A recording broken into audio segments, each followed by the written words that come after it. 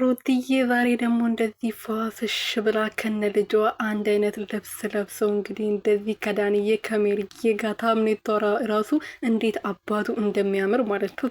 ካይን ያውጣቸው አቦ የኔ ንግስት ማለት ነው። እንዴት አባቱ ነው ደግሞ ያማረባት ከነ ልጇ እንግዲህ እንደዚህ አምሮባት ውብ ሆና መታለች። እንግዲህ በጣም ነው ደስ የሚለው ጌታን ነገ ነበረ መምጣት የነበረባቸው ነገም ትመጣለች ማለት ነው። ሩትዬ የኔ እናት እንግዲህ አይኔን ላይ ነው በአይኔ ብላለች። አይንሽን በአይንሽ አይተሻል፣ ሁለተኛም እንደምታይ ተስፋ አደርጋለሁ የኔ ንግስት ማለት ነው። መድኃኒዓለም ከክፉ ነገር በሙሉ ይጠብቅሽ። ሩትዬ ሰላም ሰላም ቤተሰብ እንዴት ናችሁ? እኔ ያለው ፈጣሪ የተመሰገነው። በያላችሁበት ሰላማችሁ ብዝት ትርፍርፍ ይበልልኝ የኔ ውድና ወርቅ እንቁ የሆናችሁ ቤተሰቦቼ።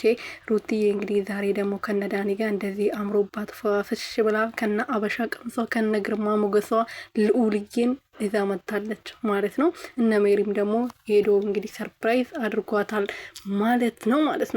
ስለ እርግዝናውም እንግዲህ እንኳን ደስ አለሽ ለማለት አበባ ይዞ ነበረ የሄዱት። እኔ እንጃ አላቅም፣ በጣም ነው ደስ የሚለው የምር። አብርሃም የለበት ስለ አብርሃም ጭቅጭቅ የለ ምን የለ ንዝንዝ የለ። እንግዲህ እውነትም በዓል አስመስሏን እንግዲህ ሩትዬ ቤቷን በዓል አስመስላ ጸጉሯን ተሰርታ ፏፍሽ ብላ እንደዚህ ስለመጣች የኛ በጣም ነው ደስ ያለን። እንግዲህ ደስ የሚለው የሰው ወዳጆች አሉ። እንኳን ደስ አላችሁ የኔ ውዶች፣ የምሬ ነው።